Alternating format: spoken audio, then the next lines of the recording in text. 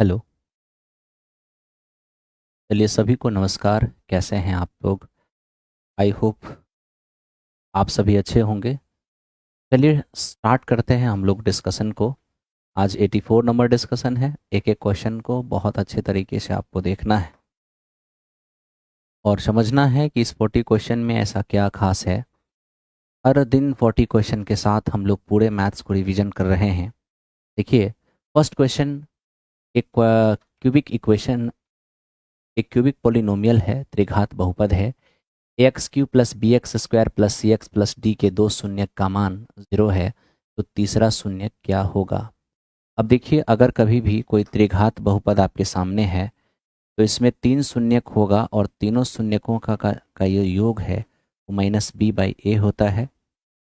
दो दो शून्यक दो दो शून्यक के गुणनफल का योग सी बाई ए होता है और तीनों का जो प्रोडक्ट है वो माइनस डी बाई ए होता है। ठीक है ना? ये देखिए, अगर हम तीनों शून्य का अभी योगफल निकालेंगे तो माइनस बी बाई ए, तो एक्स क्यू के गुणांक को ए कहते हैं, एक्स स्क्वायर के गुणांक को बी कहते हैं, सी के गुणांक एक्स के गुणांक को सी कहते हैं, अचर पद को डी कहते हैं। संयोग से जो स्टैंडर्ड क्यूबिक पॉलिनोमियल होता है वही चीज़ लिखा हुआ है, तो कोई दिक्कत होगा नहीं। तीनों शून्यकों का योगफल माइनस बी बाई ए, तो हो जाएगा माइनस बी बाई ए। हमें कहा है कि दो शून्यक इसमें से जीरो है, तो दो शून्यक अगर जीरो है तो तीसरा शून्यक क्या हो जाएगा? तो मेरे दोस्त आप यहाँ से देखो, गामा का मान माइनस बी बाई ए हो जाएगा। तो इस तरह से गामा का मान कितना हो गया? माइनस बी बाई ए। अब आप में से जिनका भी माइनस बी बाई ए आया होगा वो एकदम से सही रहा होगा। ठीक है, चलिए नेक्स्ट क्वेश्चन पर बढ़िए। नेक्स्ट क्वेश्चन को देखते हैं। इसको देखिए, यदि एक समांतर श्रेणी के n पदों का योगफल 3n स्क्वायर प्लस n है और इसका समान अंतर 6 है, यानी कॉमन डिफरेंस 6 है, तो फर्स्ट टर्म बताइए क्या होगा। देखिए, सबसे पहली बात यहाँ पर फर्स्ट टर्म निकालना कितना आसान है, पहले वो देखिए। अगर अगर Sn हमारा 3n स्क्वायर प्लस n है, Sn हमारा 3n स्क्वायर और प्लस n है, आप समझिए कि n पदों का योग है ना ये। अब यहाँ से मैं अगर एक पद का योग निकालूंगा तो ये 3 और 1 4 हो जाएगा।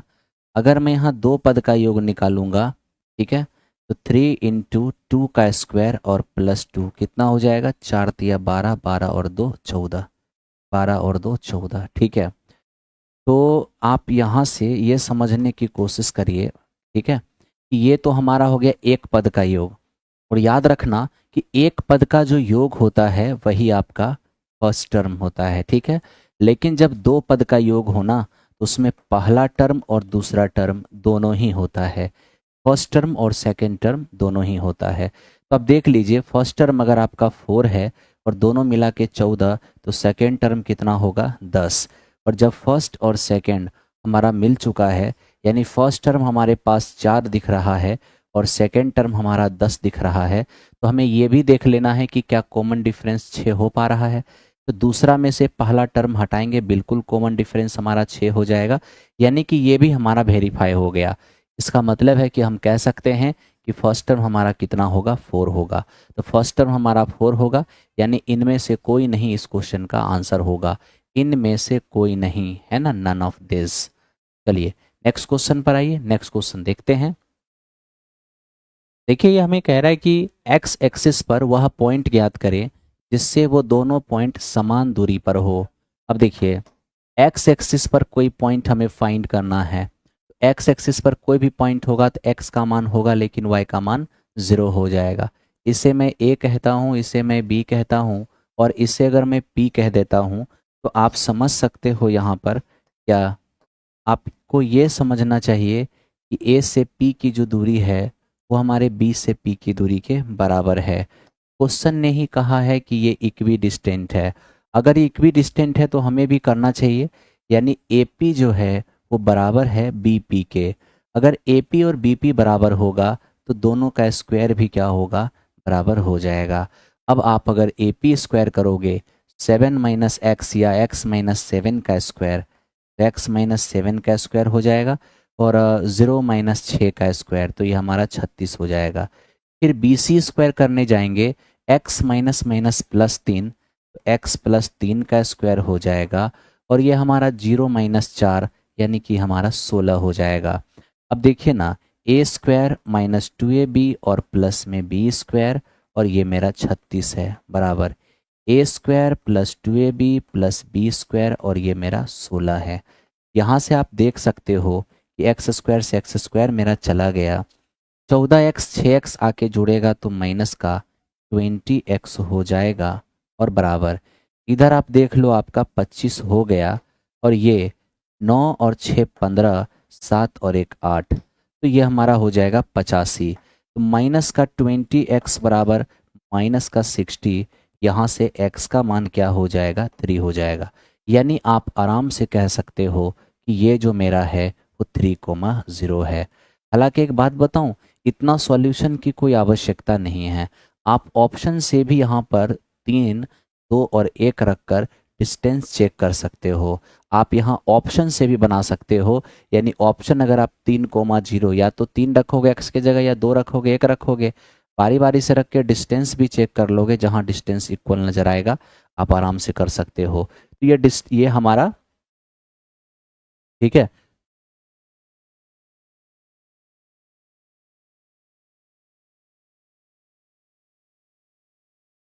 हाँ मेरे दोस्त, यहाँ पर डिस्टेंस आप सेम सेम चेक कर सकते हो, या फिर इस तरह से आप बना सकते हो, दोनों में से कोई जो आपको ठीक लगे, बस करेक्ट आंसर आना चाहिए।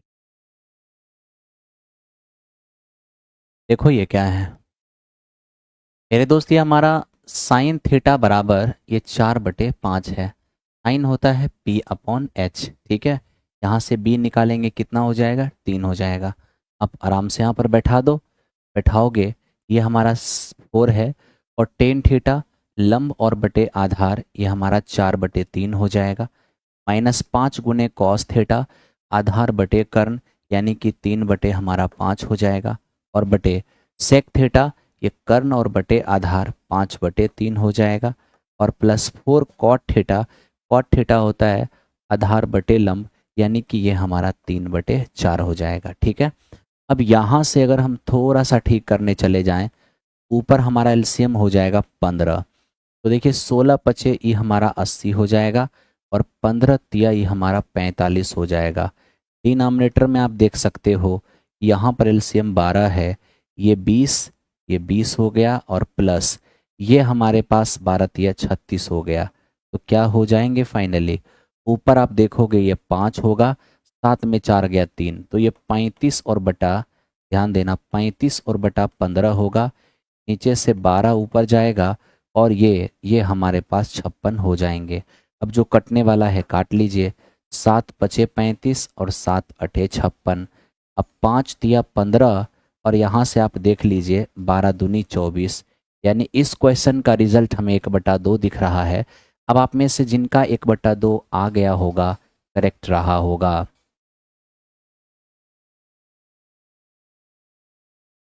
दीपसु पासवान कह रहे हैं कि sir finally selection railway technician में हो गया है। मेरे दोस्त अच्छी बात है, इससे अच्छा और क्या हो सकता है। खुश रहिए लाइफ में, है ना, हमेशा हैप्पी रहिए। आपसे जुड़े हुए लोग, आपके माता पिता, आपके घर के सारे मेंबर हैप्पी रहें, माता रानी से यही प्रार्थना है मेरा, ठीक है। चलिए अच्छी बात है, अच्छा लगा। अब ये देखिए ये क्वेश्चन क्या है, कह रहे कि दो ग्राहक मंडे टू सैटरडे, दो ग्राहक एक सप्ताह में सोमवार से शनिवार में एक विशेष दुकान पर जाते हैं, ठीक है। प्रत्येक ग्राहक द्वारा दुकान पर किसी दिन या किसी अन्य दिन जाने का परिणाम समप्रायिक है, ठीक है। क्या प्रोबेबिलिटी होगा कि दोनों एक ही दिन शॉप पर जाएंगे। अब आप ये देखिए, अगर मंडे टू सैटरडे की बात है तो Monday, Tuesday, Wednesday, Thursday, Friday और सैटरडे। इसका मतलब क्या हुआ, तो देखो यहाँ पर दो शॉप वाले, दो दुकानदार है। अब दो दुकानदार है ना, ध्यान से देखना, सप्ताह में कितने दिन हैं, 6 दिन। सप्ताह में 6 दिन, क्यों क्यों 6 दिन, होता तो 7 दिन है, 6 दिन क्यों, क्योंकि मुझे सोमवार से शनिवार तक ही कंसीडर करना है, ठीक है। तब तो अगर सप्ताह में 6 ही दिन कंसीडर करना है तो मतलब कोई एक व्यक्ति जो है इसी 6 में से किसी दिन वो अपने शॉप पर जाएंगे, ठीक है। लेकिन यहाँ पर व्यक्ति कितने हैं, ग्राहक कितने हैं, 2। तो अगर ग्राहक 2 हैं तो पहला ग्राहक भी इन सप्ताह के 6 दिन में से कोई भी दिन जा सकता है ना। और दूसरा ग्राहक भी सप्ताह के 6 दिन में से कोई भी दिन जा सकता है।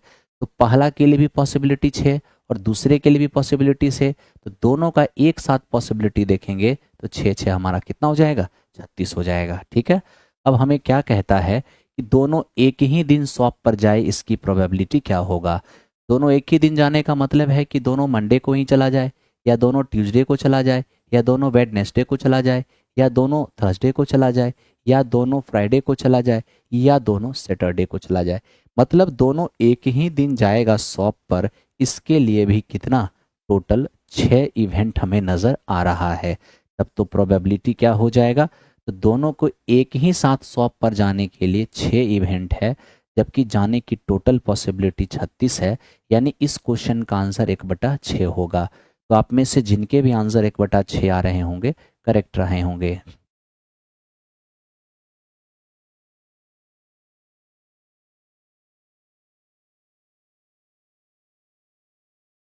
आप हमसे मिलना चाहते हैं तो आप किसी भी सेंटर पर आ सकते हैं, कोल्ड स्टोर वाली सेंटर पर, या फिर आप भिकना पारी वाली सेंटर पर। मंडे टू फ्राइडे हम मिल लेते हैं, ठीक है। मंडे टू फ्राइडे हम इन्हीं दोनों सेंटर पर रहते हैं।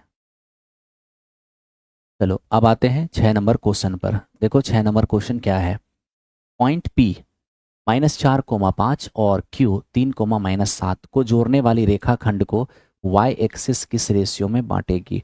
अब देखो आज जो बांटने आ रहा है, यानी जो विभाजन बिंदु है वो वाई एक्सिस पर है, और वाई एक्सिस पर एक्स का मान 0 होता है।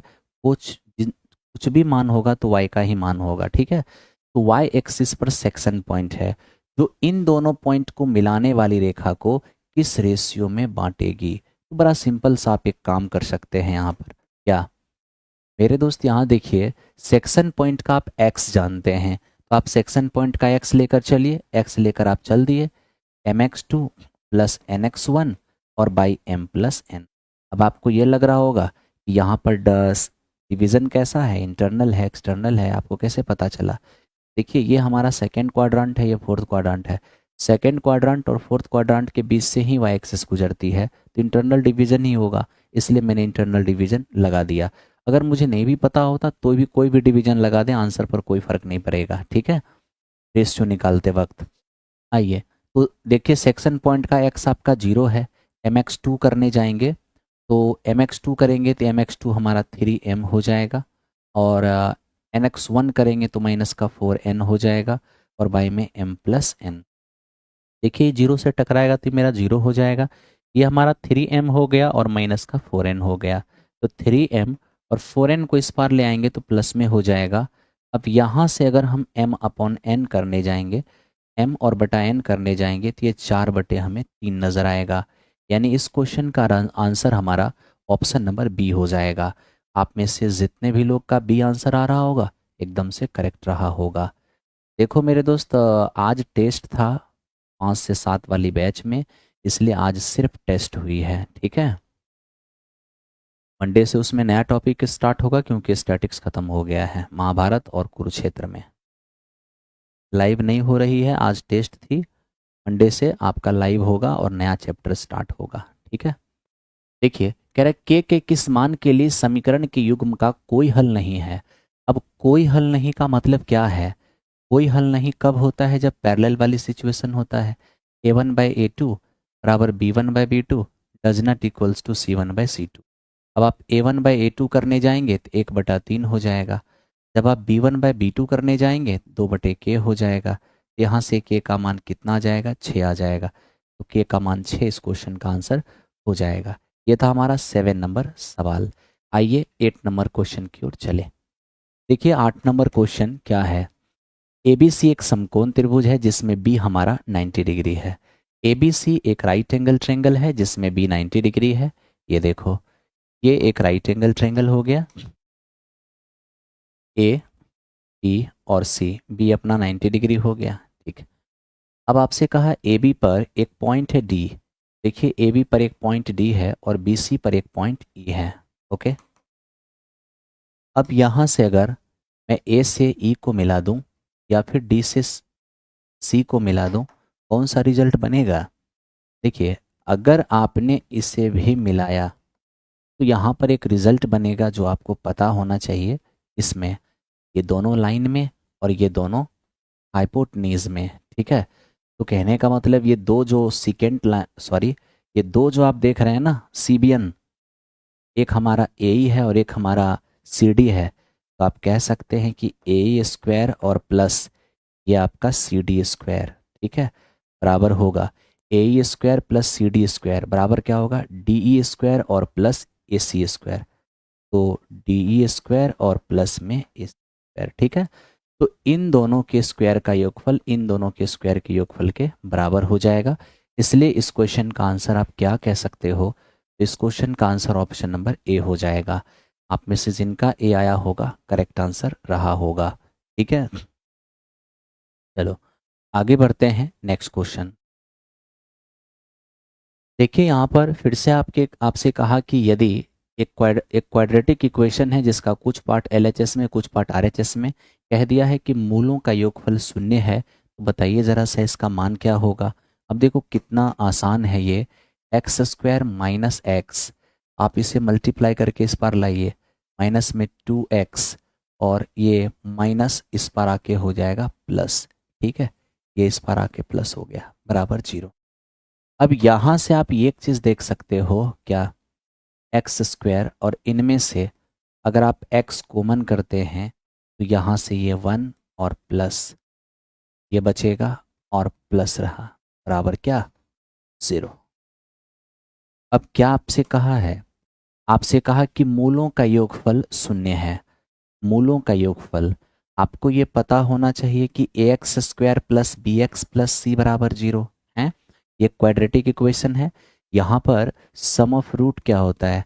Sum of root minus B by A, और प्रोडक्ट ऑफ रूट्स क्या होता है? सी बाई ए, ठीक है। तो हम यहाँ क्या कर सकते हैं, मूलों का योगफल माइनस बी बाई ए करेंगे तो ये माइनस माइनस प्लस हो जाएगा, ये आपको दिखेगा माइनस बी और बाई में हमारा ए, ये तो हमारा 0 है बराबर 1 प्लस, अब देखिए नीचे से 1 टकरा के तो 0 ही हो जाएगा।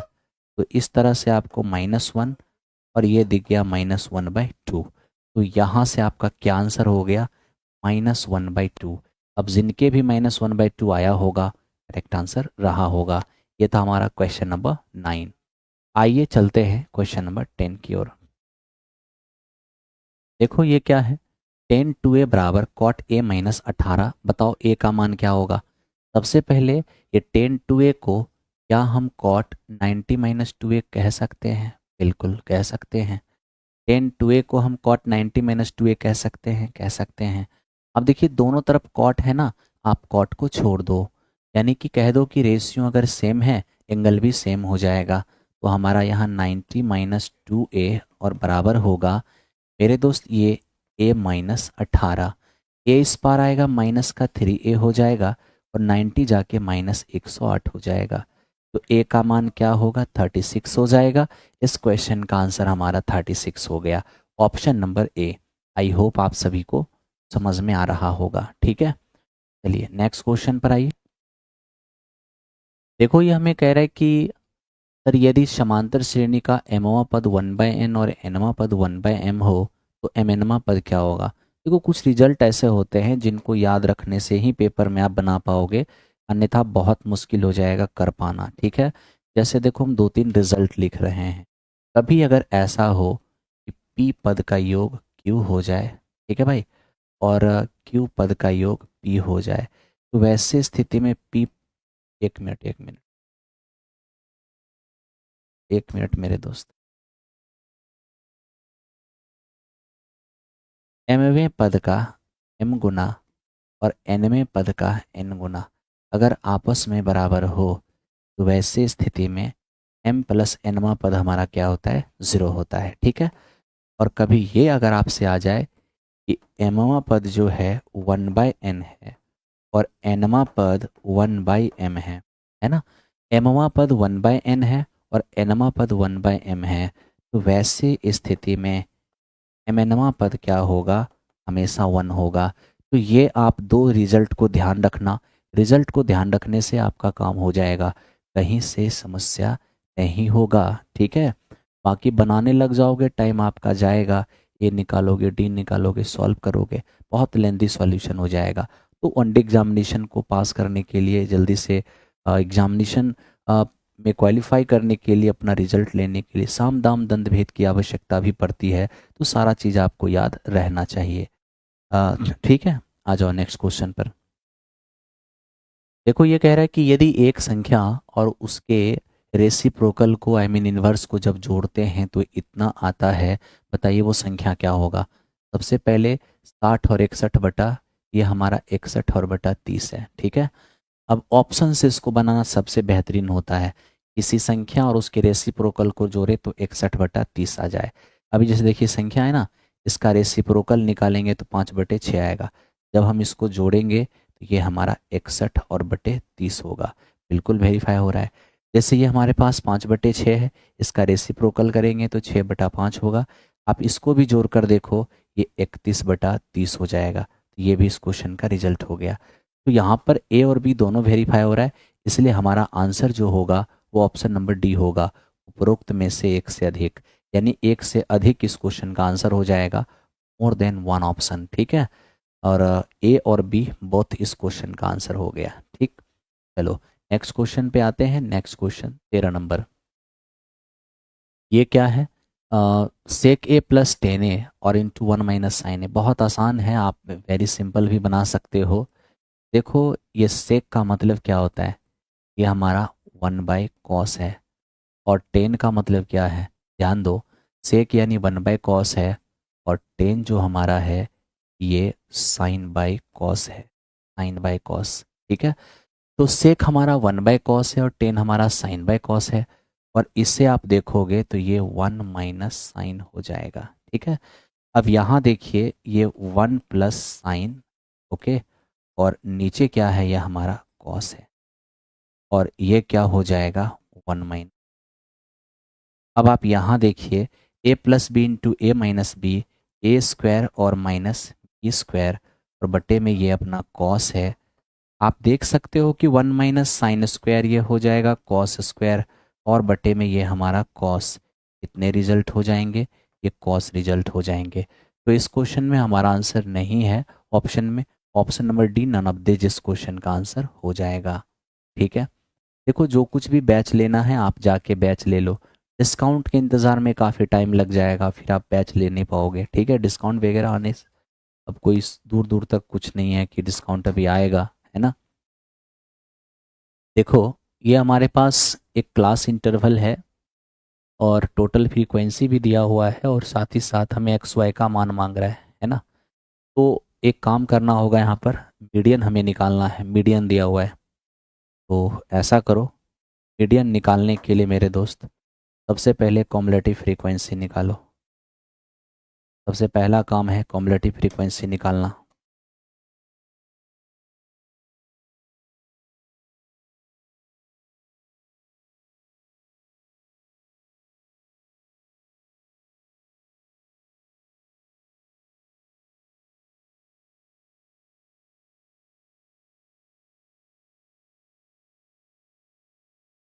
देखना, अब यहाँ पर हम कॉम्युलेटिव फ्रीक्वेंसी निकालने जाते हैं, क्या होगा। अब देखो यहाँ पर 2 है तो 2 हो जाएगा, 2 और 5 7 हो जाएगा, 7 + x + 12 तो 19 + x हो गया, 19 + 17 तो 36 + x हो गया, 36 + 20 ये हमारा 56 + x हो गया, 56 + y, 56 + x + y, इसमें अगर 9 जोड़ते हैं तो 65 + x + y, इसमें हम 7 जोड़ेंगे तो 72 + x + y, इसमें 4 जोड़ेंगे तो 76 + x + y, ठीक है। अभी देखो जैसे ही मैंने कॉम्युलेटिव फ्रीक्वेंसी निकाला, आपको सबसे पहले ये समझ में आना चाहिए कि जो लास्ट वाली कॉम्युलेटिव फ्रीक्वेंसी होता है ना, सभी फ्रीक्वेंसी का योगफल ही होता है लास्ट वाली कॉम्युलेटिव फ्रीक्वेंसी, यानी कि 76 + x + y, ठीक है। 76 प्लस एक्स प्लस वाई।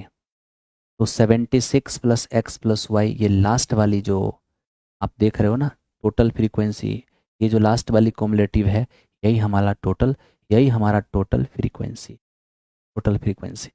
तो इस तरह से टोटल फ्रीक्वेंसी हमारा 76 प्लस एक्स प्लस वाई, जो कि क्वेश्चन में दिया हुआ है 100। तो एक्स प्लस वाई बराबर कितना हो गया 24, यहाँ से हो गया 24। ठीक है, मीडियन बराबर ध्यान से देखना, मीडियन बराबर क्या होगा, L plus F M minus F one by 2 FM minus F1 minus F2 और इंटू एच। ओ सॉरी, ये मैंने क्या कर दिया, तो बहुलक का फॉर्मूला लिख दिया, L plus N/2 minus C by F और इंटू। देखो आपकी जो मीडियन है वो 525 है, आपकी जो मीडियन है वो 525। ठीक है, अब आप सोच रहे होंगे कि सर बिना मीडियन क्लास का खोज किए ही सारा चीज़ कैसे हो जाएगा। देखो यहाँ मीडियन क्लास की खोज कैसे करते हैं, अगर मीडियन हमारा 525 है तो 525, 500 जो है वो कहाँ होगा, 500 जो है ना 500 और 600 के बीच होगा, 525 तो इन्हीं के बीच होगा, तो यही मेरा मीडियन क्लास हो गया। मीडियन क्लास की फ्रीक्वेंसी को हम एफ कहते हैं। मीडियन क्लास से ठीक पहले वाले क्लास की कॉम्युलेटिव फ्रीक्वेंसी सी कहलाता है। ठीक है, मीडियन क्लास के लोअर लिमिट को एल कहते हैं, एल हमारा कितना हो जाएगा 500, और upper limit minus lower limit ये हमारा क्या है 100। ठीक है, देखो ये मेरा 500 है प्लस N/2,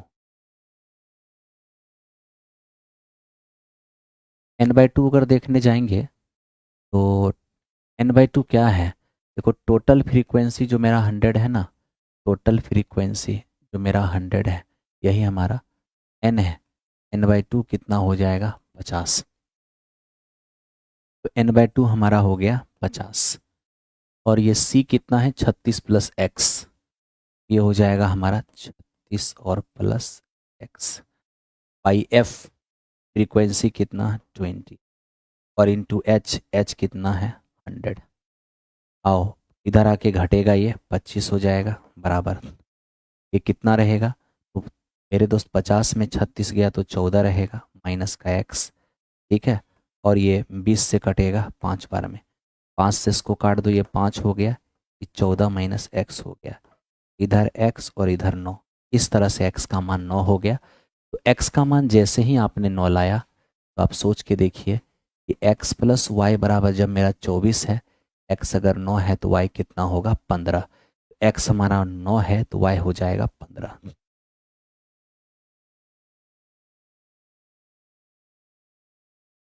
ठीक है, ये थोड़ा सा कैलकुलेटिव था, लेकिन चलिए कैलकुलेटिव था भी तो कोई बात नहीं है, आराम से हमने करा दिया। ओके, चलो नेक्स्ट क्वेश्चन पर आ जाओ, नेक्स्ट क्वेश्चन देखते हैं। 245 और ये 35 एक 36/5 का मध्य समानुपातिक एक सम अभाज्य से विभाजित करने पर क्या भागफल आएगा। सबसे पहले आपको ये पता होना चाहिए कि सम अभाज्य संख्या क्या होता है। मेरे दोस्त सम अभाज्य संख्या 2 होता है। ठीक है, अब सबसे पहले आप क्या करिए कि 245 और ये 35 और एक 36 बटा, ध्यान से देखना, 245 और ये 36/5, 245 और ये हमारा 36/5। ठीक है, अकॉर्डिंग टू क्वेश्चन इन दोनों का हमें क्या बोला है मध्य समानुपाती। मध्य समानुपाती क्या होगा, दोनों को गुना करके वर्गमूल। ठीक है, यही तो होता है ए और बी का, आप सबको पता होगा ए और बी का जो मीन प्रपोर्शन है, ए और बी का जो मीन प्रपोर्शन है वो हमारा रूट के अंदर ए बी है। ठीक है, ए और बी का जो थर्ड प्रपोर्शन है, थर्ड प्रपोर्शन वो हमारा बी स्क्वायर बाई ए है। ए और बी का, ए बी और सी का जो फोर्थ प्रपोर्शन है,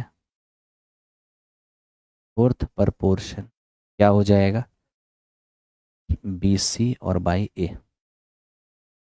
ठीक है, अब यहाँ से देख लो, ये हमारा हो जाएगा 49, 49 के लिए 7 और 36 के लिए 6, कितने हो जाएंगे, 42। ठीक है, अब मेरे दोस्त हमें क्या कह रहा है, अ, जो भी इसका जो भी इसका मेरे दोस्त मीन प्रपोर्शन आया, ये जो हमारा 42 है, ठीक है, इसमें हम 2 से भाग दें तो क्या भागफल आएगा, आप इसमें 2 से भाग दीजिए, भागफल कितना हो जाएगा, इस, तो हमारा भागफल हो जाएगा 21। 21 इस क्वेश्चन का आंसर हो गया। उम्मीद है कि आपको समझ आ रहा होगा। ठीक है, चलिए नेक्स्ट नेक्स्ट क्वेश्चन पे आइए। निम्नलिखित में से सही कथन का चयन कीजिए। अब मेरे दोस्त सही कथन का चयन करेंगे, कौन सा इसमें सही स्टेटमेंट है। पहला है कि एचसीएफ दी गई संख्याओं का सबसे छोटा सामान्य गुणक होता है, नहीं, एचसीएफ दी गई संख्याओं का सबसे बड़ा फैक्टर होता है। ठीक है, तो मेरे दोस्त यहाँ मल्टीपल नहीं फैक्टर होता है, ये तो गलत हो गया। ओके, कह रहे 2 या 2 से अधिक संख्याओं का एचसीएफ वह उच्चतम संख्या होती है जो दी गई सभी संख्याओं को विभाजित करती है। बिल्कुल, एचसीएफ वो मान होता है जो सभी संख्या का कॉमन फैक्टर होता है। फैक्टर का काम होता है संख्या को डिवाइड करना। तो मेरे दोस्त 2 या 2 से अधिक संख्या का जो एचसीएफ होता है वो उसका फैक्टर होता है, इसलिए उसे पूरी तरह से डिवाइड करेगा। ठीक है, आगे क्या कह रहा है, एचसीएफ को लघुत्तम समावर्तक भी कहते हैं, बिल्कुल भी नहीं। ऑप्शन नंबर 20 क्वेश्चन का आंसर हो गया। आप में से जिनका आ रहा होगा करेक्ट रहा होगा। देखो ये क्या है, अब यहाँ से सबसे पहले तो आपको ये समझना है कि जब A cube minus B cube में हम A square plus A B plus B square से भाग देते हैं तो ये मेरा ए माइनस बी बचता है। ठीक है, ए माइनस बी।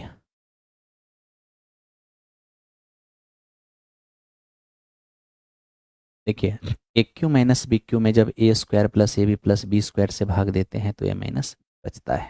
ठीक है, अब आप यहाँ पर देखिए, ये क्या है, 4.2 का होल क्यूब, और ये रियल में देखा जाए 0.2 का क्यूब है, और नीचे हम देखें 4.2 का स्क्वायर, ठीक है, प्लस ये 0.84 है, और ये हमारा 0.2 का स्क्वायर है। A cube minus B cube, नीचे क्या है, A square plus A B plus B square, क्या हो जाएगा, ए माइनस बी। तो ये मेरा ए और माइनस बी, यानी इस क्वेश्चन का रिजल्ट कितना है, 4। तो इस क्वेश्चन का रिजल्ट 4 हो गया है। आप लोग को भी 4 आया होगा, करेक्ट रहा होगा। ठीक है, चलिए नेक्स्ट क्वेश्चन पर आइए, 18 नंबर पर। 18 नंबर क्वेश्चन है, ट्रेंगल के तीनों एंगल दिए हुए हैं, ये कौन सा ट्रेंगल है। पहले ट्रेंगल के तीनों एंगल का सम 180 होता है। देखिए 18 10 28, 28 और 15 कितने होंगे, 28 और 15 हो जाएगा 43x। ठीक है, और प्लस 30 और 6 36, 36 और 15 कितने, ये हो जाएगा 51 बराबर 180। यहाँ से 43x और बराबर, ये जैसे घटेगा 9 और 17 में से 5 गया तो ये हो जाएगा 12, यानी x का मान यहाँ से कितना, 3। अब x का मान जैसे ही 3 आ गया, आप यहाँ देख लो, 18 तिया 54 और 6 हो जाएगा 60। यहाँ पर मेरे दोस्त ये 30 और 30 हो जाएंगे 60, और यहाँ क्या होगा, 15 3 45, 45 और 15 हो जाएगा 60, यानी तीनों एंगल 60 60 है। इसका मतलब हम कह सकते हैं तीनों एंगल 60 60 है, यानी ये हमारा समबाहु त्रिभुज है, इक्विलेटरल ट्रायंगल है। तो लीजिए इक्विलेटरल ट्रायंगल हो गया, ऑप्शन नंबर बी इस क्वेश्चन का आंसर समबाहु त्रिभुज। ठीक है, आइए 19 नंबर सवाल को देखते हैं। दो समान वृत्त एक दूसरे के, अच्छा, दो समान वृत्त जिनमें प्रत्येक की त्रिज्या 30 सेमी है, एक दूसरे को इस प्रकार प्रतिच्छेदित करते हैं कि उनमें से प्रत्येक की परिधि दूसरे के केंद्र से होकर जाती है। प्रतिच्छेदित क्षेत्र का क्षेत्रफल ज्ञात करें। आप ये समझिए कि यहाँ पर 2 सर्कल है। ठीक है, मेरे दोस्त एकदम अच्छे से देखना, 2 सर्कल,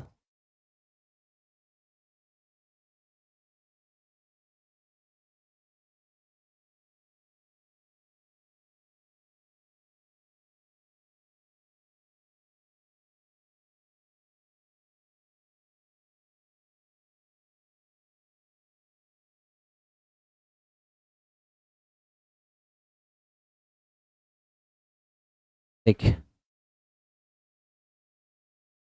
ये हमारे पास दो सर्कल है, ठीक, एक दूसरे के सेंटर से जा रही है।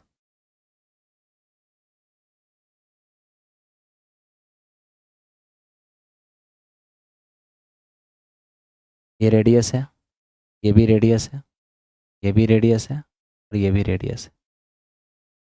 सच पूछे तभी आपसे मांगा क्या है कि दो सर्कल एक दूसरे के सेंटर से जा रही है, कि दोनों सर्कल के द्वारा जो कॉमन सेक्शन है ना उसका एरिया बताइए।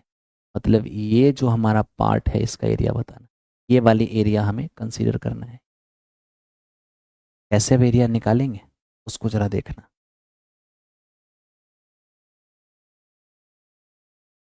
ये वाला एरिया भी चाहिए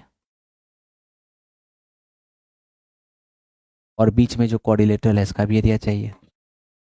अब देखिए दोनों का जो है ना रेडियस तो सेम है, 30-30 रेडियस है, तो 30 ये भी हो जाएगा, ठीक है, 30 हमारा ये भी हो जाएगा, 30 हमारा ये भी हो जाएगा, 30 हमारा ये भी हो जाएगा, और अगर इसको मिला दिया जाए तो ये भी हमारा 30 हो जाएगा। आप कहोगे हाँ सर, इसका मतलब क्या है, ये जो बीच में चतुर्भुज है ना ये दो समबाहु से बना हुआ है। ये तो क्लियर हो गया, ठीक है। अब देखिए समबाहु त्रिभुज के प्रत्येक कोण 60 डिग्री है। पहली बात तो अंदर से वैल्यू को हटाइए, अंदर से वैल्यू को हटाइए। ये हमारा 30 है, ये भी हमारा 30 है, ये भी हमारा 30 है और ये भी हमारा 30 है, ठीक है। रेडियस हमारा 30 हो गया, इसमें कहीं कोई दिक्कत नहीं है। अब आप मेरे दोस्त इनको मिला दो, ये भी मेरा रेडियस ही है, ये भी मेरा 30 ही हो जाएगा, ठीक है। अब आपको एक शब्द एक चीज़ क्लियर होना चाहिए, क्या, ये वाली हमारी कितना समबाहु त्रिभुज है 60 डिग्री, ये भी हमारा 60 डिग्री, ठीक है। एक ही रखो ना, कोई बात नहीं। अब सवाल यहाँ पर क्या है कि इसका एरिया हम कैसे निकालेंगे। फिर दोस्त जिसको हमने शेडेड किया है वो वाली एरिया में दोनों त्रिभुज का एरिया हमें जोड़ना होगा। तो शेडेड पार्ट का एरिया कैसे निकलेगा उसको ज़रा देखना है। अगर इस शेडेड पार्ट का एरिया हमें निकालना होगा ना, तो ये एक तरह से देखा जाए तो इस सेक्टर का वो पार्ट है जिसको हम सेगमेंट के नाम से, लघुखंड के नाम से जानते हैं। इस सेगमेंट 1 2 3 4 4 सेगमेंट है। सेगमेंट का एरिया होता क्या है, θ/360 pi R square -1/2 R square sine theta, ठीक है, आर स्क्वायर साइन थीटा। तो मेरे दोस्त θ/360 पाई आर स्क्वायर और -1/2 आर स्क्वायर साइन थीटा, ये हो गया हमारे एक सेगमेंट का एरिया। ऐसा ऐसा 4 सेगमेंट है, आप इसमें 4 से मल्टीप्लाई कर दे, कर दिया आपने, ठीक है। ई तो हो गया हमारा बस ये सेगमेंट का एरिया, चारों सेगमेंट का एरिया। लेकिन ये दोनों त्रिभुज क्या है, समबाहु त्रिभुज है, तो आप समबाहु त्रिभुज का एरिया जोड़ दीजिए। 2 गुने समबाहु का एरिया √3/4 और गुने भुजा स्क्वायर 30 का स्क्वायर कितना, ये मेरा 900 है। अब आप यहाँ देखिए ये कितना है हमारा 60 डिग्री है, ठीक है। 4 को एज इट इज रखिए, 4 अभी ऐसे ही रहने दीजिए, ठीक है, 4 ऐसे ही रहने दीजिए। इस 60/360 पाई आर स्क्वायर, इसका स्क्वायर 900 होगा, 1/2 इसका स्क्वायर हमारा ये 900 होगा और साइन 60 ये √3/2 होगा, ठीक है। फिर देखिए प्लस यहाँ से अगर हम इसको कट करते हैं ये हमारा 225 होगा, 225 गुने 2 इस 450 हो जाएगा √3, ठीक है। अब 4 से मल्टीप्लाई कीजिए, ये वाली 4 से, तो देखिए सबसे पहले क्या होगा, ये 6 बार में कटेगा और ये हमारा 150 150 चौके 600, ये 600 पाई हो जाएगा, माइनस ये 4 से 4 कटेगा, ये हमारे पास 900 √3 हो जाएगा और ये हमारे पास कितना है 450, ठीक। अब देखिए ये हमारे पास 600 पाई है, 950 हम 450 हो जाएगा, ये 450 √3 हो जाएगा। तो इस तरह से इस क्वेश्चन का आंसर हो गया है 450 √3।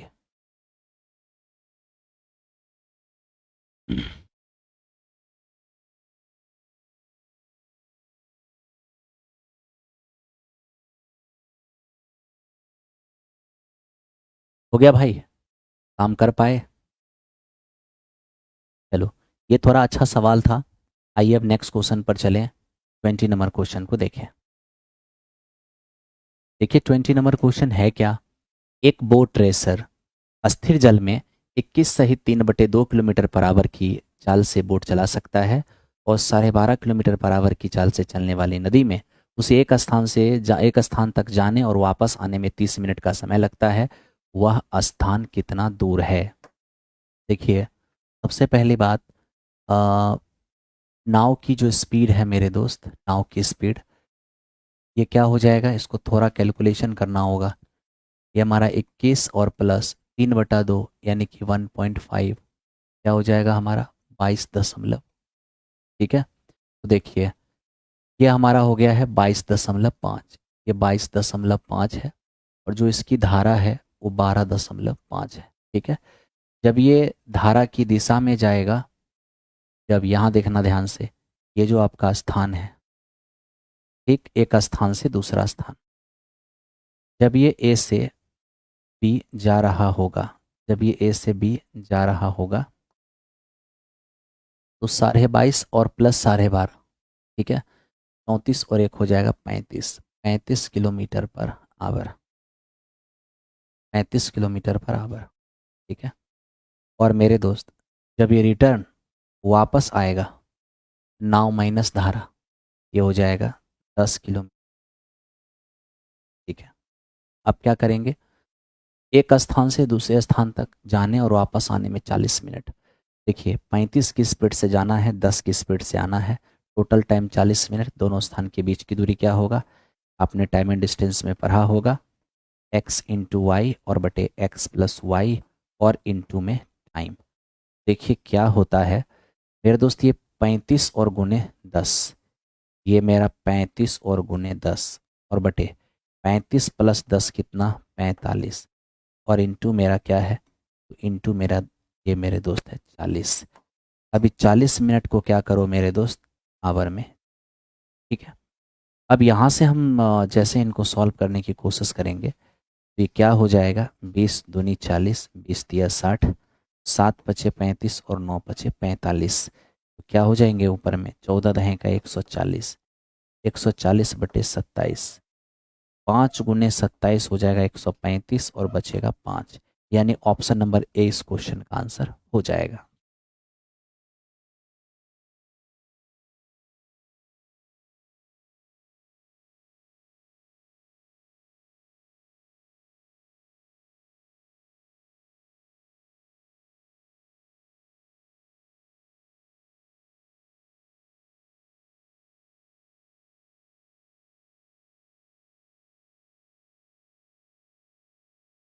हो गया, ठीक है। अब इसको देखिए, 3 वृत्त जिसमें प्रत्येक की त्रिज्या 4 सेमी के बराबर है, केंद्र केंद्र के रूप में एक समबाहु त्रिभुज के शीर्षों के साथ खींचे गए हैं। यदि त्रिभुज की प्रत्येक भुजा की लंबाई 8 सेमी के बराबर है, तो त्रिभुज के उस भाग का क्षेत्रफल क्या होगा जो वृत्तों के त्रिज्यखंडों के द्वारा कवर नहीं किया जाता है। देखिए, सबसे पहली बात, हमारे पास एकदम ध्यान से देखना सब लोग,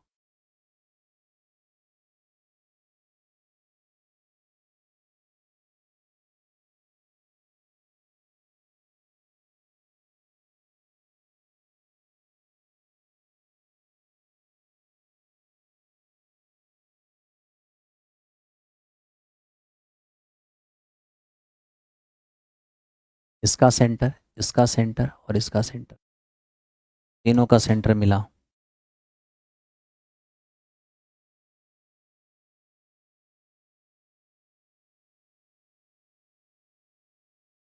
देखो, यही वो पार्ट है जो वृत्तखंड से बाहर है, इसी का हमें एरिया चाहिए। ठीक है, अब समबाहु त्रिभुज के बारे में कह दिया, इसका कितना है साइड, 8, इसकी रेडियस कितना है, 4। आप खुद सोच के देखिए, समबाहु त्रिभुज है तो प्रत्येक कोण कितना हो जाएगा, 60 डिग्री हो जाएगा, 60 डिग्री हो गया। आज अगर मुझे इस शेडेड जोन का एरिया चाहिए होगा, तो शेडेड जोन का एरिया हम कैसे निकालेंगे, शेडेड जोन का एरिया, भाई शेडेड जोन का एरिया निकालने के लिए पूरे समबाहु के एरिया में से मुझे इस 3 त्रिज्यखंड का एरिया घटाना पड़ेगा। समबाहु का एरिया √3/4 और गुने भुजा स्क्वायर 8 का स्क्वायर 64 माइनस ये ध्यान रखना मेरे दोस्त। आप पहली बात तो ये समझो 60 डिग्री का सेक्टर है, फिर 60 डिग्री का सेक्टर है, फिर 60 डिग्री का सेक्टर है, यानी कुल मिला के 180। 180 डिग्री के सेक्टर को अर्धवृत्त कहते हैं। अर्धवृत्त का area 1/2 pi R square. R कितना है 4, तो 4 का स्क्वायर हो जाएगा 16। अब इनमें से हम क्या करेंगे, तो ये हमारा 16 चौक 64 और ये हो जाएगा 8। 8 कॉमन आएगा, 8 कॉमन लेंगे तो यहाँ से 2√3 हो जाएगा और यहाँ से हमारा पाई हो जाएगा 2√3 और ये हमारा पाई हो जाएगा। ऑप्शन नंबर बी इस क्वेश्चन का आंसर हो जाएगा। ठीक है, ये हमारा 21 था। अब हम 22 की ओर बढ़ते हैं। 22 देखिए, 1200 को एक्स वाई जेड में इस तरह से डिस्ट्रीब्यूट किया जाता है कि वाई का हिस्सा एक्स से 200 अधिक है और वाई का हिस्सा जेड से मेरे दोस्त 200 कम है। देखिए एक्स हो गया, वाई हो गया और जेड हो गया। ठीक है, हमें क्या बोला, वाई का हिस्सा एक्स से 200 अधिक है। वाई का हिस्सा एक्स से 200 अधिक है, एक्स के हिस्सा को ए मान लो, ये आपका ए प्लस 200 हो जाएगा। ठीक है, फिर क्या लिखा, y का हिस्सा z से 200 कम है। तो y का हिस्सा जो है ना z से 200 कम है। y का हिस्सा z से 200 कम है। ठीक है भाई, तो अगर y का हिस्सा z से 200 कम है तो z का हिस्सा y से 200 ज़्यादा होगा, यानी हो जाएगा a प्लस 400, है ना, a प्लस 400। ये हमारा a का हिस्सा, x का हिस्सा, y का हिस्सा और ये z का हिस्सा। अगर हम इन तीनों को ऐड कर दें तो ये किसके बराबर हो जाएगा, ये तीनों हमारा 1200 के बराबर हो जाएगा। ये हो जाएगा हमारा 3a और प्लस 3a और प्लस ये मेरा 600 और बराबर हो गया 1200। यहाँ से a का मान क्या हो जाएगा 200। अब a का मान जैसे ही 200 हो जाएगा तो 200 प्लस 200 कितना, ये मेरा 400 हो जाएगा। तो 400 इस क्वेश्चन का आंसर होगा, इनमें से कोई नहीं, ऑप्शन नंबर डी। ठीक है, चलो इनमें से कोई नहीं। 600 कहाँ से आएगा, अगर 600 होता तो फिर वैसे स्थिति में जेड का मान होता, जेड का मान 600 न होगा भाई। चलिए इस क्वेश्चन पर आइए, इसको देखिए।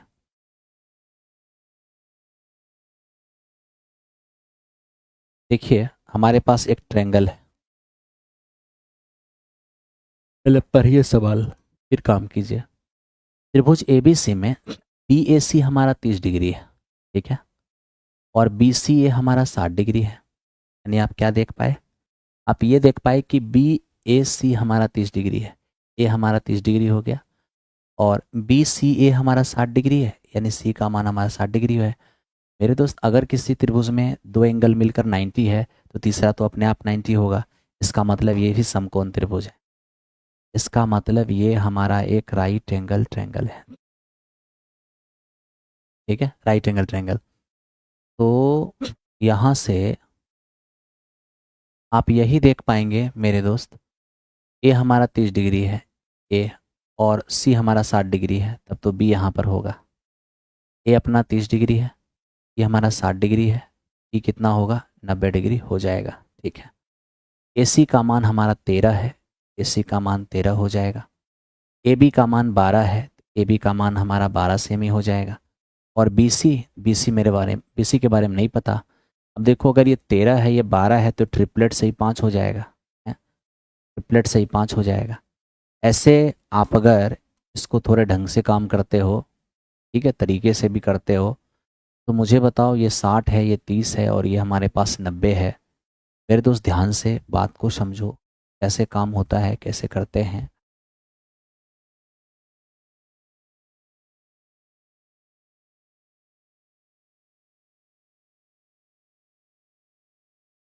क्या, अरे कोई बात नहीं मेरे दोस्त, कोई बात नहीं। जैसे हमने देख लिया ना, दो दो एंगल हमारा 90 है, तीसरा भी 90 होगा, इसका मतलब समकोण त्रिभुज है। समकोण त्रिभुज जैसे ही साबित हो गया, 13 12 है तो ये हमारा क्या होगा 5 ही होगा।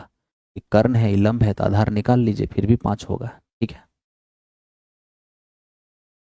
अब देखिए 10 मीटर लंबा एक खंभा 30 डिग्री के कोण के साथ एक दीवार ए बी से तिरछा तिरछा टिका हुआ है।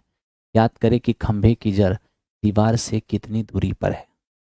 खंभे की जड़ दीवार से कितनी दूरी पर है। देखिए,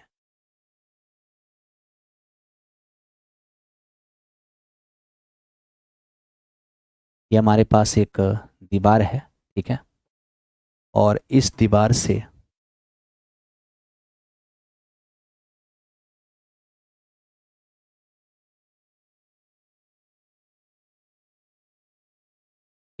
से टिका हुआ एक खंभा है और इस खंभे की लंबाई कितनी है, 10 मीटर।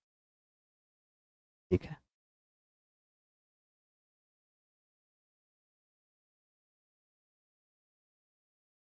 ध्यान से देखो, ये 90 डिग्री है। हमें कह दिया कि कितने डिग्री का कोण बना रही है यहाँ पर, 30 डिग्री का। ये दीवार है और ये खंभा है। दीवार से एक खंभा तिरछा अटका हुआ है जिसकी लंबाई 10 मीटर है। हमें कह दिया है कि खंभे की जड़ दीवार से कितनी दूरी पर है। खंभा का जड़ है जो दीवार से कितनी दूरी पर है, ये दूरी चाहिए। ठीक है, बहुत आसान है। देखिए, ये 90 30 तो ये कितना होगा, 60 होगा। 60 के सामने √3, 30 के सामने 1 और 90 के सामने 2। देखो, 2 के लिए हमारा मेरे दोस्त 10 है, तो 1 के लिए क्या होगा, 5। अब 1 के लिए 5 होगा तो √3 के लिए क्या हो जाएगा, 5√3 हो जाएगा।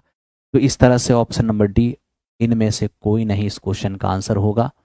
आवाज़ धीरे आ रही है, आवाज़ आ जाएगा। हम धीरे बोलते ही हैं इसलिए धीरे जा रहा होगा, आ जाएगा आवाज़।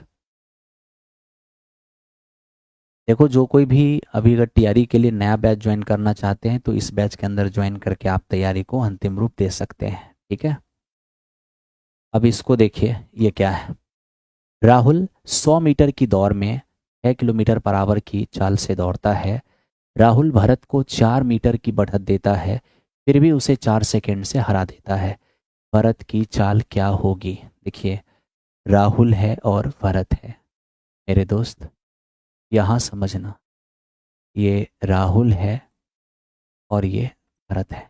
ठीक है, 100 मीटर की दौड़ में राहुल भरत को 4 मीटर की बढ़त राहुल देता है ना। राहुल पूरा दूरी जाएगा, इसको 100 मीटर, इसको 4 मीटर की बढ़त देता है, ये 4 मीटर कम जाएगा। ठीक है, राहुल की खुद की चाल 6 किलोमीटर पर आवर है। अब क्या बोला, राहुल ने भरत को 4 मीटर की शुरुआत दिया। राहुल ने भरत को 4 मीटर की शुरुआत दिया, फिर भी राहुल ने भरत को 4 सेकंड से हरा दिया, है ना। तो हराया राहुल है, राहुल कम टाइम लेगा। भरत को हराया है तो भरत ज़्यादा टाइम लेगा, भरत ज़्यादा टाइम लेगा। ठीक है, अब ये देखिए, यहाँ से अगर हम टाइम निकालने जाएं, ये हमारा 100 मीटर, ठीक है भाई। 100 मीटर क्या है, 100 मीटर हमारा डिस्टेंस, जिसको ये 6 किलोमीटर पर आवर की स्पीड से ट्रेवल किया है। ठीक है, अब ये 6 किलोमीटर पर आवर की स्पीड से ट्रेवल किया है, 5/18। अब यहाँ से अगर हम टाइम निकालने चले जाएं तो 3 और ये 20 दिया 60 सेकेंड। अब टाइम अगर हमारा 60 सेकेंड है, 60 और 4 कितना हो जाएगा, 64 सेकेंड हो जाएगा। तो 64 सेकेंड में ये 96 किलोमीटर गया है, 96 मीटर गया है।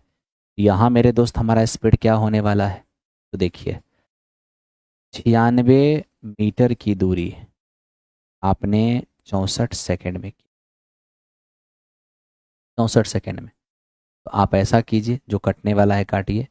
तो 32 दिया 96, 32 दूनी मीटर पर सेकेंड, इसको 18/5 से मल्टीप्लाई कीजिए तो देखिए क्या होता है, 5.4 किलोमीटर पर आवर। तो 5.4 किलोमीटर पर आवर ये इस क्वेश्चन का आंसर हो जाएगा, ये इस क्वेश्चन का आंसर हो जाएगा।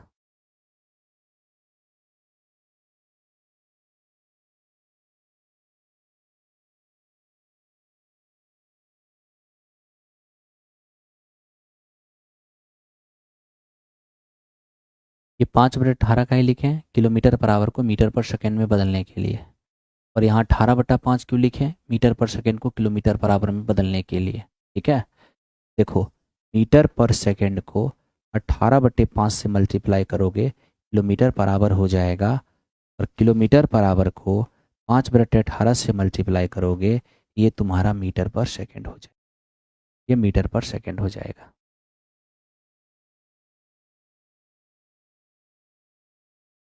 क्लास कब से होगी? प्रधान बैच डेली हो रही है। प्रधान बैच डेली हो रहा है भाई। देखो, 26 सेमी व्यास वाले एक वृत्त के प्रत्येक 10 सेमी लंबाई की दो बराबर जीवाएं हैं और उन जीवाओं के बीच की दूरी h है। h का मान क्या होगा?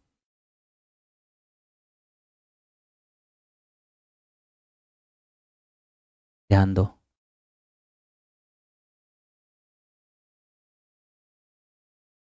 26 सेमी व्यास वाले एक वृत्त की प्रत्येक 10 सेमी लंबी दो बराबर जीवाएं हैं, जीवाओं के बीच की दूरी क्या होगा? अब देखना यहाँ पर, ये जो आपकी डायमीटर है, डायमीटर,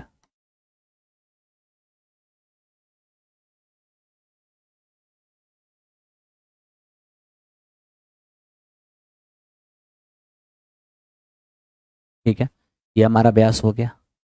तो 10 मीटर लंबी दो जीवाएं, बराबर लंबाई की दो जीवाएं, देख रहे हो? ये भी हमारा 10 मीटर का हो जाएगा और ये भी हमारा 10 मीटर का हो जाएगा।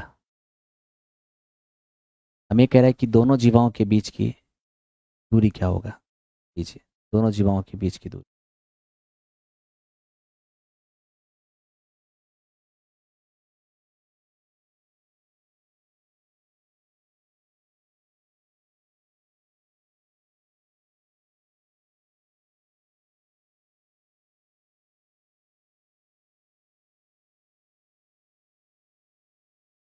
यही है दोनों जीवा के बीच की दूरी, क्या? h। h का मान बताइए। अब यहाँ ध्यान से देखना, ये पूरा 10 है ना, ये मेरा 5 5 हो जाएगा। ये भी पूरा 10 है ना, ये मेरा 5 5 हो जाएगा। और यहाँ देखो, ये वाली डिस्टेंस और ये वाली डिस्टेंस। मेरे दोस्त पहले समझो, हमारा अगर व्यास व्यास अगर 26 है ना, तो त्रिज्या हमारा 13 ही होगा। 13।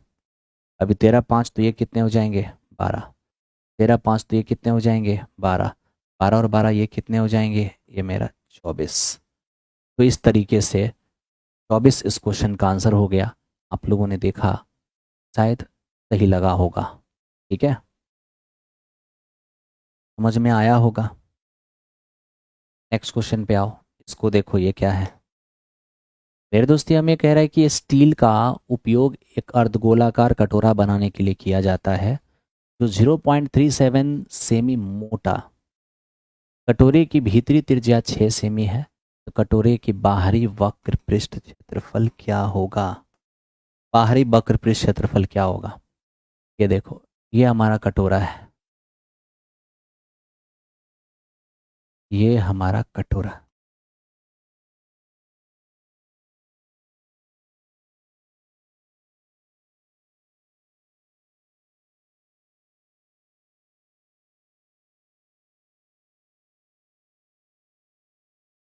ठीक है, अब यहाँ देखो, इसका जो इंटरनल रेडियस है वो हमारा क्या है? वो हमारा 6। ठीक है, और ये जो बाहरी मोटाई है, बाहरी मोटाई, ये हमारा 0.37। तो बताइए इसका सरकम रेडियस क्या होगा? पर यार, 6 में ये जुड़ेगा तो हो जाएगा 6.37, इतना। ठीक है, हमें बाहरी वक्र पृष्ठ निकालना है। बाहरी वक्र पृष्ठ हो जाएगा 2πr²। तो 2 पाई का मान 22/7 और r², 6.37 और इंटू। ठीक है, इसे कैलकुलेट करिए तो ये लगभग क्या हो जाएगा? 3 6 36, 36 और 6, 36 18 3 21, लगभग ये 255, यानी 255.0548 इसके आसपास आएगा। इसके आसपास इस क्वेश्चन का आंसर आएगा। थोड़ा कैलकुलेटिव है, इसको कैलकुलेशन करना पड़ेगा। ठीक है, चलो ये हमारा 27 नंबर क्वेश्चन है। अब आते हैं 28 नंबर क्वेश्चन पर। ये क्या है? देखिए कह रहा है कि मिल्क एंड वाटर के मिश्रण के केन में 60% मिल्क है। इस मिश्रण के एक भाग को 50% मिल्क वाले दूसरे मिश्रण से बदल दिया जाता है। दूध का प्रतिशत 52% हो जाती है। प्रतिस्थापित मिश्रण की मात्रा क्या होगी? अब देखिए मेरे दोस्त, सबसे पहले ये देखो, एक कैन में 60% दूध है, ठीक है। अब इस मिश्रण के 50% दूध, ठीक है, क्या बोलता है, इस मिश्रण के एक भाग को 50% दूध वाले एक दूसरे मिश्रण से बदल दिया जाता है, ठीक है, ताकि 52% क्या हो जाए, दूध हो जाए। अब देखो पहले समझो, एक ड्राम है जिसमें दूध पानी के मिश्रण में 60% दूध। अब इसमें से क्या किया, इसमें से कुछ मिश्रण निकाल करके इसमें एक नया मिश्रण डाला जिसमें 50% दूध है। अब इसमें 60% दूध था, और जो चीज़ इसमें मिलाया है उसमें 50% मिल्क है। बताइए, इसमें 60% दूध है यानी 40% पानी, जिसको मिलाया है वो 50% दूध 50% पानी। ये थोड़ा अच्छा दूध होगा, ये घटिया दूध होगा। घटिया को अच्छा में मिलाएंगे तो उसमें थोड़ा सा मेरे दोस्त घटिया पाएगा, मतलब उसमें थोड़ी कमी आएगी, है ना। तो ये हमारा है एलिगेशन। सबसे पहले तो आप ये समझिए कि 60% दूध था जिसमें, उसमें से कुछ मिश्रण निकाला। आप कुछ मिश्रण निकाल भी लेंगे ना, जो मिश्रण यहाँ पर बचेगा उसमें कितना दूध बचेगा, 60%। मेरे दोस्त एक ड्राम है जिसमें से आपने क्या किया, जिसमें 60% दूध था, उसमें से कुछ मिश्रण निकाला। तो कुछ मिश्रण निकाला तो जो बचेगा उसमें भी 60% ही बचेगा। और जो मिश्रण निकाला है उसके बदले क्या लेके आ गया, 50% मिल्क वाला एक नया मिश्रण लेके आ गया। पहले 60% मिल्क वाला मिश्रण था, अब 50% मिल्क वाला कुछ मिश्रण ले आया। कितना ले आया, जितना इसमें से निकाला उतना ही लाया, और उसको इसमें मिला दिया। मिलाने के बाद जो हमारा मिश्रण बना, उस मिश्रण में दूध का प्रतिशत क्या है, 52%। कितना, 52%, ठीक है। अब आप यहाँ पर ध्यान से एक चीज को समझ, क्या इन दोनों का डिफरेंस कितना है, 2%। और इन दोनों का डिफरेंस कितना है, 8%। यानी हो जाएगा 1:4। अब ये देखिए 1:4, 1:4। तो मेरे दोस्त सवाल ये है कि आपने मिलाया क्या, मिलाया तो इसको, और इसको जो मिलाया है वो कितना है, 4 रेशियो।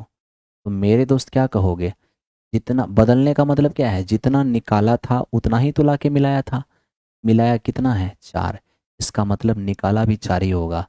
तो निकाला है 4, क्यों, मिलाया 4 है तो निकाला भी 4 ही होगा, बटा टोटल कितना, 5। का मतलब क्या हुआ, तो आपने 4 निकाला था, क्योंकि यही ना मिलाया है बाद में, ये तो था पहले से, इसको मिलाया गया।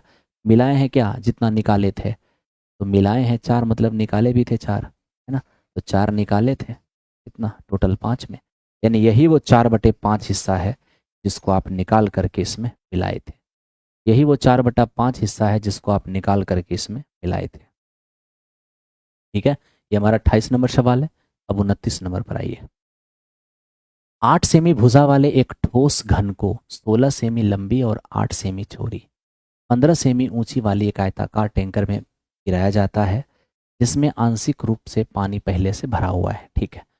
पूरी पूरी घन ये उसमें डूब जाता है, जल स्तर कितना ऊपर उठेगा। अब देखिए ध्यान से,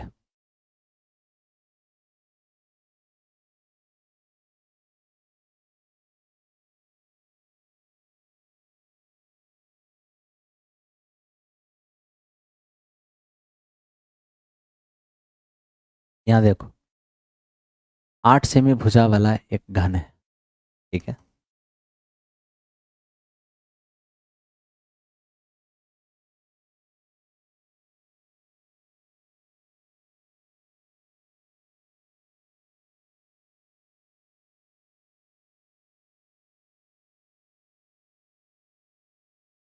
8 सेमी भुजा वाला एक घन है, इसको क्या किया, 16 सेमी लंबा और 8 सेमी चौड़ा।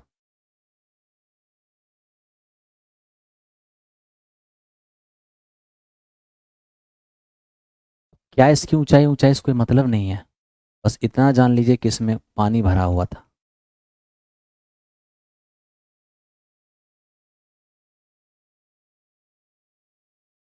पानी भरा हुआ था, ठीक है। अब आप इसको जैसे ही इसमें डालेंगे, तो पहले से पानी तो इतना तक भरा हुआ था, मान लीजिए कि इसको इसमें डालने से पानी यहाँ तक पहुँच गया, यानी इतना पानी ऊपर उठ गया है, इतना, बस यही बताना है कितना पानी ऊपर उठ गया, ठीक है। तो चलिए, जो घन डाले हैं जितना ही जगह छेकेगा उतना ही ऊपर पानी उठेगा, मतलब डाले गए घन का आयतन ऊपर उठे पानी का आयतन। तो आपने घन डाला 8 सेमी भुजा वाला, जिसका वॉल्यूम क्या हो जाएगा, 8 का क्यूब हो जाएगा। इसके बराबर होगा h ऊंचाई के घनाभ के लंबाई चौड़ाई, और ये ऊंचाई हो जाएगा, लंबाई चौड़ाई और ये ऊंचाई बराबर हो जाएगा। अब यहाँ से देखिए, ये मेरा है 512, ये कितना होगा, 16 गुने 8 गुने, तो देखिए 16, 16 या 48, 16 दूनी 32 और 8 चौको 32, ये एच का मान 4 हो गया। तो एच का मान 4 हो गया, उपयुक्त में से कोई नहीं इस क्वेश्चन का आंसर हो, उपयुक्त में से कोई नहीं इस क्वेश्चन का आंसर हो गया, ठीक है। चलिए 30 नंबर सवाल पे आइए, 30 नंबर सवाल को देखिए, ये क्या है। देखिए हमें यहाँ पर कह रहा है कि सर, एक सार्वजनिक पुस्तकालय में, एक सार्वजनिक पुस्तकालय में गुरुवार को उपस्थिति, औसत उपस्थिति 410 है और बाकी दिन 230 है, ठीक है। रविवार से शुरू होने वाले 30 दिनों के महीने की औसत उपस्थिति क्या होगी। अब देखिए, जिस महीने की शुरुआत अगर रविवार से हो और वो महीना अगर 30 दिन का हो, कितना संडे होगा मेरे दोस्त, तो ये हमारा 4 संडे होगा। कितना, 4 संडे, ठीक है, ये हमारा 4 संडे हो जाएगा, ओके। अब हम ये देख पा रहे हैं, रविवार की जो औसत उपस्थिति है वो 410 है, रविवार की जो औसत उपस्थिति है वो 410, ठीक है। रविवार की औसत उपस्थिति क्या है, 410, 4 रविवार, 410, 410 लोग आएंगे, टोटल इतना लोग आएंगे। अब 30 दिन में 4 दिन मैंने कैलकुलेट कर लिया तो बच गया 26 दिन, बाकी के 26 दिन का एवरेज प्रेजेंटेशन क्या है, 230, ये हो गया हमारा टोटल प्रेजेंटेशन। अब टोटल प्रेजेंटेशन कितने दिनों का, 30 दिनों का, कैलकुलेट कर लीजिए। आप जैसे ही कैलकुलेट करेंगे आपका आंसर 254 आ जाएगा। ऑप्शन नंबर बी इस क्वेश्चन का आंसर हो, ऑप्शन नंबर बी इस क्वेश्चन का आंसर हो जाएगा।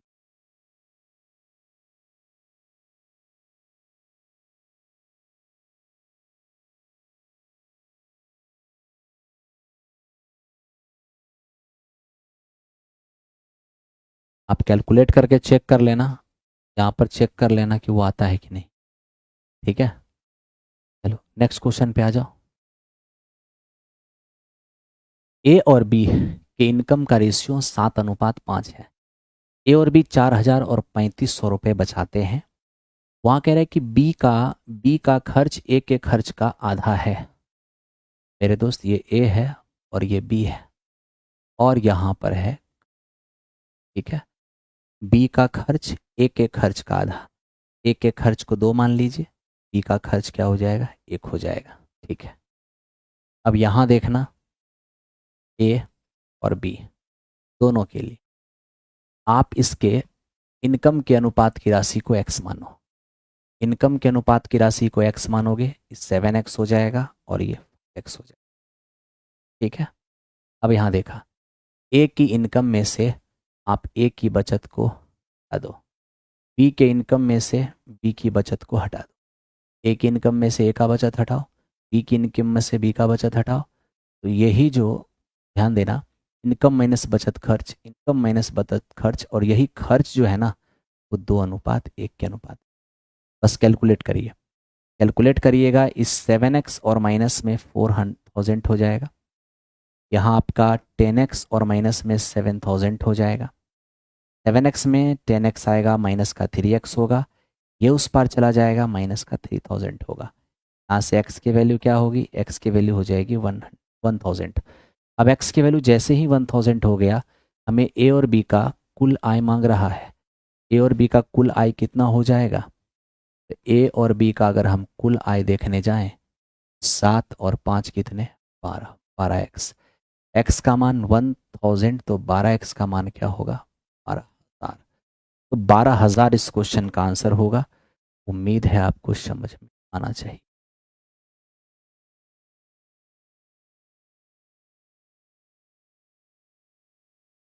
प्रधान बैच आज क्लास लाइव हुआ है। प्रधान बैच का टाइम कितना है, 2 बजे से।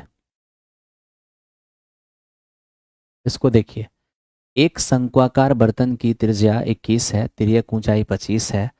बर्तन के कर्व सरफेस को सफ़ेद रंग से पेंट किया जाना है। 1.5 रुपये प्रति सेमी स्क्वायर की दर से पेंटिंग की लागत क्या हो जाएगी। देखिए, सबसे पहली बात, कर्व सरफेस एरिया क्या होता है, कर्व सरफेस एरिया होता है पाई आर एल। ठीक है, तो देखो, कर्व सरफेस एरिया अगर हम पाई आर एल करने जाएंगे, ध्यान से देखना, पाई आर कितना है 21 और एल कितना है 25। ये हो गया हमारा कर्व सरफेस एरिया। ठीक है, रेट कितना है मेरे दोस्त, 1.5। तो आप ऐसा करो, 1.5 रुपीज़ पर सेमी स्क्वायर से कैलकुलेट कर दो। जैसे ही कैलकुलेट करोगे 7 या 21, ये हो जाएगा हमारा 1.5। ठीक है, तो 30 और 3 33 और ये 75 यानी कि 22। कहने का मतलब ये है कि 2000 के आसपास, और यूनिट डिजिट हमारा कितना हो जाएगा, 35। यही हमारा आंसर हो जाएगा। तो इस तरीके से मतलब रिजल्ट यूनिट डिजिट भी मुझे 5 दिखा, और कैलकुलेशन के दौरान भी मुझे 2000 प्लस दिखा। 2000 प्लस यहाँ पर एक ही ऑप्शन दिख रहा था, इसलिए मैंने टिक कर दिया। ठीक है, लेकिन आपके पास टाइम है तो आप कैलकुलेट करके इसको काम करें, क्योंकि जरा सी भी गड़बड़ी आपको ले डूबेगा। ठीक है ना। इसको देखो, ये क्या है, 96 kilometre per hour, sorry 96 kilometre की यात्रा के लिए एक तेज ट्रेन धीमी ट्रेन से 1 घंटे कम समय लेती है। यदि धीमी ट्रेन की चाल तेज ट्रेन की चाल से 8 किलोमीटर पर आवर कम है, तो तेज ट्रेन और धीमी ट्रेन के चाल क्या हो जाएंगे। देखो, अब 96 किलोमीटर की दूरी ट्रेवल करना है, 96 किलोमीटर का डिस्टेंस ट्रेवल करना है। ठीक है, कौन कौन ट्रेवल कर रहा है मेरे दोस्त, ये स्लो ट्रेन और फास्ट ट्रेन। ठीक है, स्लो ट्रेन की स्पीड फास्ट ट्रेन से 8 किलोमीटर पर आवर कम है। इसका मतलब क्या होगा, फास्ट की स्पीड स्लो वाले से ज़्यादा हो जाएगा, है। तो आप ऐसा करो, स्लो वाले की स्पीड को एक्स मान लो, स्लो वाले को स्पीड को एक्स मान लो, सॉरी फास्ट वाले को एक्स मान लो, स्लो वाला क्या हो जाएगा, उससे 8 कम हो जाएगा। ठीक है, तो स्लो वाला ज़्यादा टाइम लेगा, 8 वाला फास्ट वाला कम टाइम लेगा। तो यही कह रहे हैं कितना कम टाइम लेगा, तो क्वेश्चन में लिखा हुआ है 1 घंटा कम टाइम लेगा। ठीक है, अब क्या, ऑप्शन से कैलकुलेट करो। ऑप्शन से कैलकुलेट करोगे तो देखो, ये डिवीजन के बाद इंटीजर वैल्यू है। इंटीजर वैल्यू कहने का मतलब ये है कि 96 कटना चाहिए, 26 से 96 नहीं कटेगा, इसका मतलब ये नहीं हो सकता। तो फिर हाँ, ये दिख रहा है 24 और 32 दोनों से कटता हुआ। तो चलिए ठीक है, इसको कैलकुलेट करते हैं। ज़्यादा स्पीड आई मीन एक्स का मान 32 हो जाएगा, और 32 माइनस 8 ये हमारा 24, 24 चौको 96, 32 दिया 96, 4 में से 3 गया तो 1 आ जाएगा। इसका मतलब ये कहना बिल्कुल सही होगा कि फास्ट ट्रेन की जो हमारी स्पीड होगी वो 32 किलोमीटर पर आवर होगी, और जो हमारी स्लो ट्रेन की स्पीड होगी वो 24 किलोमीटर पर, 32 और 24 किलोमीटर पर आवर। ठीक है,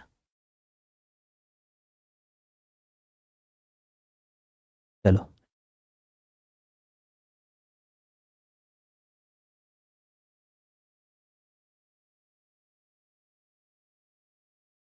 नेक्स्ट क्वेश्चन पर आइए, और इसको देखिए ये क्या है। देखिए, कह रहे हैं समांतर चतुर्भुज एबीसीडी का क्षेत्रफल इतना है। एक समांतर चतुर्भुज,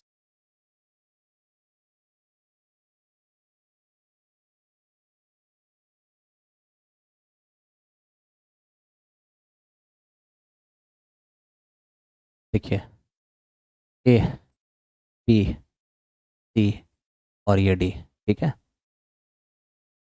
ए बी और सी डी के बीच की दूरी 20 सेमी है।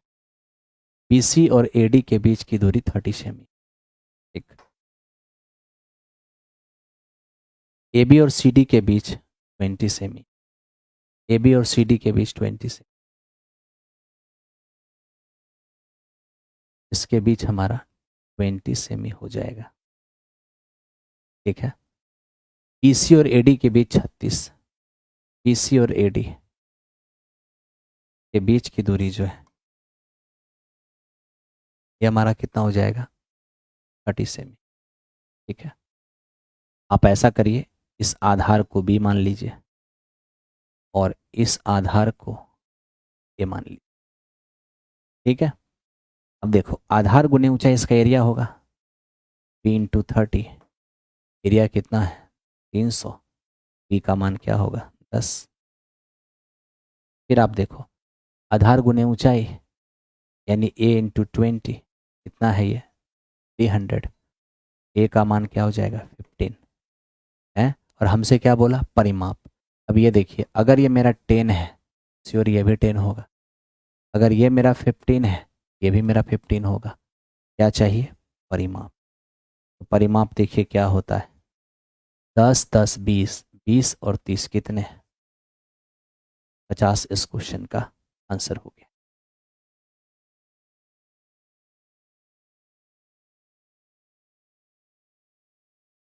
ठीक है। नहीं नहीं, कल कोई क्लास नहीं है, सैटरडे संडे है, कल कोई क्लास नहीं है। अब इसको देखो मेरे दोस्त, यहाँ पर ये क्या है, इस सवाल को अच्छे से समझना। देखो, लिखता है कि एक परिवार कुल इनकम का 30% बचाता है। बचत राशि खर्च के आधे से भी 600 कम है। यदि स्वास्थ्य, भोजन और शिक्षा पर कुल खर्च इतना है ना, तो बताइए शिक्षा पर उसका खर्च क्या होगा। सबसे पहले आप ये बताओ कि उसकी बचत कितना है, 30%, ये सेविंग, ठीक है भाई। और खर्च, ध्यान दो, अगर 30% किसी की बचत है, इसका मतलब 70% खर्च होगा, बिल्कुल। अगर 30% किसी की बचत है तो 70% खर्च होगा, बिल्कुल। क्या कह रहा है उसको समझो मेरे दोस्त। बचत की राशि जो है वो खर्च के राशि के आधे यानी 35%। बचत की राशि जो है वो खर्च की राशि, इनकम अपने आप में 100% होता है। अगर 30% बचत किए हैं तो खर्च 70%। अब कह रहे बचत खर्च के आधे से 600 कम है, तो बचत जो है ना वो खर्च के आधे से कितना कम है। तो देखिए, बचत जो है वो खर्च के आधे से कितना कम है, 5% कम है। और यही जो 5% कम है वो 600 का। 1% का मान क्या हो जाएगा, 120। हमें चाहिए क्या, 100%। 100% हमारा इनकम हो जाएगा, जो कि हमारा 12,000 होगा। अभी तक तो हमारा इनकम आया है। अब क्या है कि हम अपने इनकम को 3 जगह पे खर्च करते हैं, स्वास्थ्य, भोजन और शिक्षा, ठीक है। अनुपात की राशि x मानिए, ये आपका 3x होगा, 5x होगा और ये 6x होगा, ठीक है। अब सवाल ये है कि ये तीनों मिला के जो टोटल खर्च है वो खर्च है कितना। वो तो आप जान ही रहे हैं, 30% बचत करता है, 70% खर्च करेगा। तो अपने इनकम का 70% ये खर्च कर। तो यहाँ से देखिए, 8 8 और 6 कितना होगा, 14x और बराबर ये हमारा 8400 हो जाएगा। यहाँ से x का मान आएगा। अब x का मान 600 है, हमें कह रहा है शिक्षा पर खर्च, तो शिक्षा पर खर्च तो 6x कर रहा है। 6 गुने x का मान 600 यानी 3600। इस क्वेश्चन आंसर होगा ऑप्शन नंबर ए हो जाएगा। ऑप्शन नंबर ए हो जाएगा, ठीक है। आइए नेक्स्ट क्वेश्चन पर चलते हैं। नेक्स्ट क्वेश्चन देखते हैं। 37 नंबर सवाल कह रहे प्रतिदिन 10 घंटे काम करते हुए 6 व्यक्ति किसी निश्चित समय में एक दीवार को बना सकता है। 12 व्यक्ति प्रतिदिन कितने घंटे काम करे कि उतने ही समय में उसी दीवार को बना दे। एक काम करिए ना, 6 व्यक्ति हैं, 10 घंटा पर डे काम करते हुए इसी दीवार को मान लेते हैं x दिन में बनाता है। अब कहता है बताइए, ठीक है, 12 घंटे पर डे काम करे, यानी वही जो 6 व्यक्ति है 12 घंटे पर डे काम करे तो उतने ही समय में, ओ सॉरी सॉरी, 12 घंटे नहीं, 12 व्यक्ति है। अब कह रहा है कि 12 व्यक्ति प्रतिदिन कितना घंटा काम करे कि उतने ही समय में, जितना समय यहाँ लिया था उतना ही समय में क्या कर दे। 6 व्यक्ति 10 घंटा पर डे काम करते हुए किसी दीवार को मान लो x दिन में बनाया। अब कह रहा है तो बताओ 12 व्यक्ति प्रतिदिन कितना घंटा काम करके, ठीक है, उतने ही समय में दीवार को बना दे।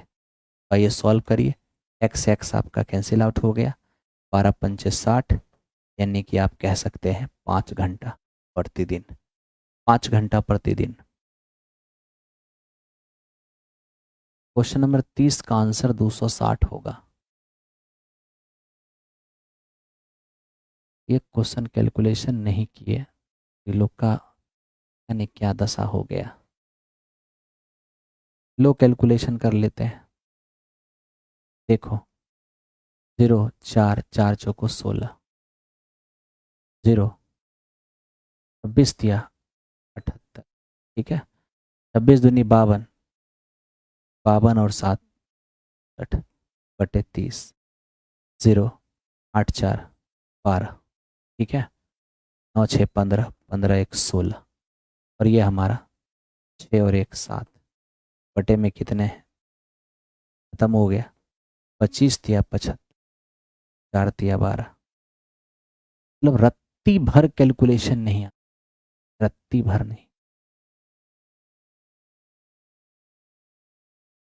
थोड़ा मोरा भी जोर घटाव नहीं आता है, कुछ भी बोलने लग जाते हो, बताओ।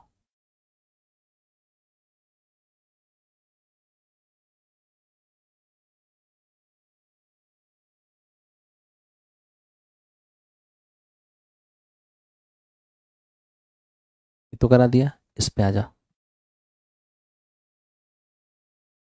एक दूध विक्रेता दूध में पानी मिलाता है और मिश्रण को क्रय मूल्य पर ही बेच देता है। अब कह रहे हैं कि मिश्रण में दूध और पानी का अनुपात क्या हो जाएगा। देखिए, एक दूध विक्रेता मिश्रण में पानी मिलाता है और मिश्रण को सीपी पर बेच करके इतने % का लाभ कमाता है। हमें कह रहे हैं कि बताओ मिल्क एंड वाटर का रेशियो क्या होगा। सबसे पहले आप यहाँ देखना, 16 चौको 64 और एक हमारा 65 हो जाएगा, और बटे ये 400, 13 पचे 65 और 8 पंचे 40, यानी आपने ये देख लिया कि लाभ हुआ है 13/80 का। 80 हमारा सीपी है और ये हमारा लाभ है। जानते हो सीपी वो होता है जिस पर रियल में मेरा खर्च आता है।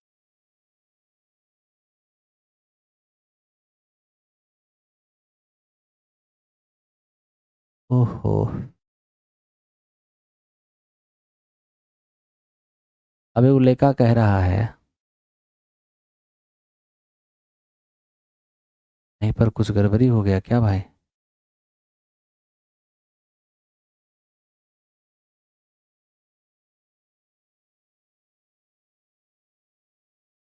अच्छा, यहाँ पे दिक्कत हो गया भाई, है ना, यहाँ पे गड़बड़ी हो गया।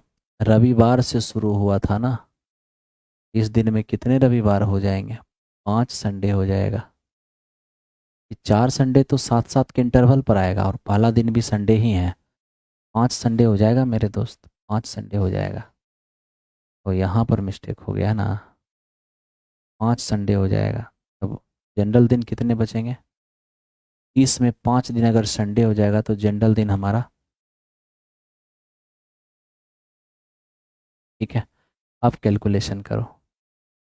ये मेरा 5 है, 5 चौको 20, अब यहाँ देखो 0, 25 दिया 75, 50 50 7 57, ये कितने हो जाएंगे, 0 5 5 10, 7 1 8 और ये 7 बटे कितने 30, अब होगा 260। सही है मेरे दोस्त। वो संडे संडे एक दिन मैंने कम कर दिया था। ठीक है, चलो।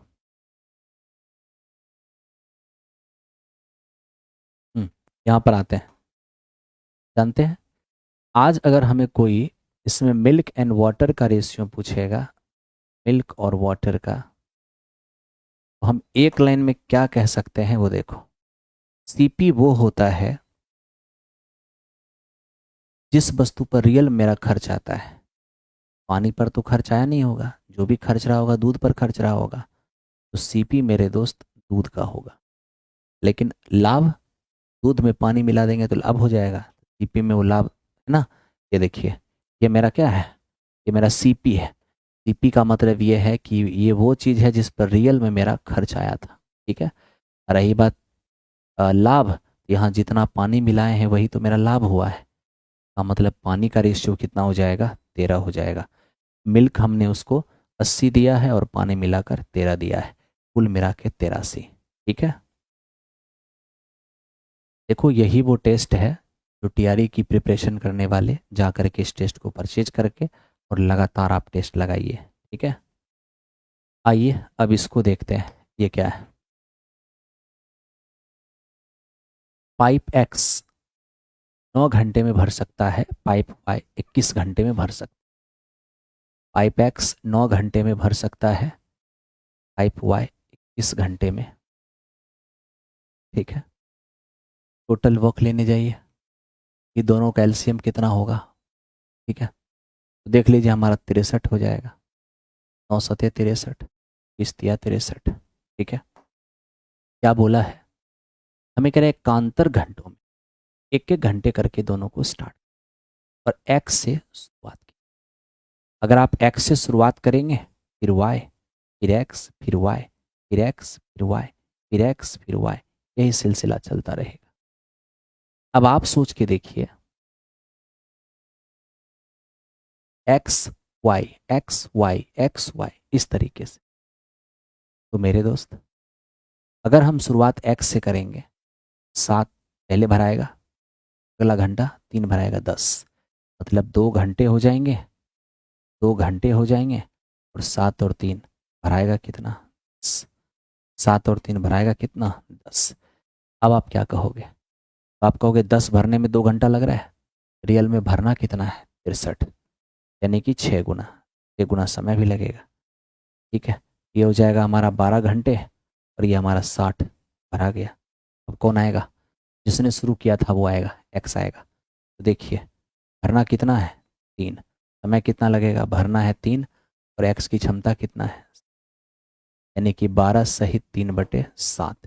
यही इस क्वेश्चन का आंसर हो जाएगा, यही इस क्वेश्चन का आंसर हो जाएगा। ठीक है, चलो अब 40 नंबर क्वेश्चन पे आ जाओ। देखो ये क्या है मेरे दोस्त, हमें कह रहा है कि एक बेलन का आयतन इतना है जबकि इसके आधार का क्षेत्रफल इतना है, ऊंचाई क्या हो जाएगा। तो सवाल ये है कि बेलन है ना, सिलेंडर, आधार का क्षेत्रफल यानी पायर स्क्वायर। देखिए ये है आपका सिलेंडर, ये है आपका सिलेंडर, आधार का क्षेत्रफल बोले तो पायर स्क्वायर। ये कितना है, 56 4 60, 49 और ये हमारा 55/। आपको पता है कि पाई आर स्क्वायर एच यही हमारा वॉल्यूम होता है। पाई आर स्क्वायर एच है 550 इंटू पायर स्क्वायर, एच अपने जगह पर, वॉल्यूम कितना हो जाएगा 1600। यहाँ से एच का मान क्या होगा, 3 सत्या 21।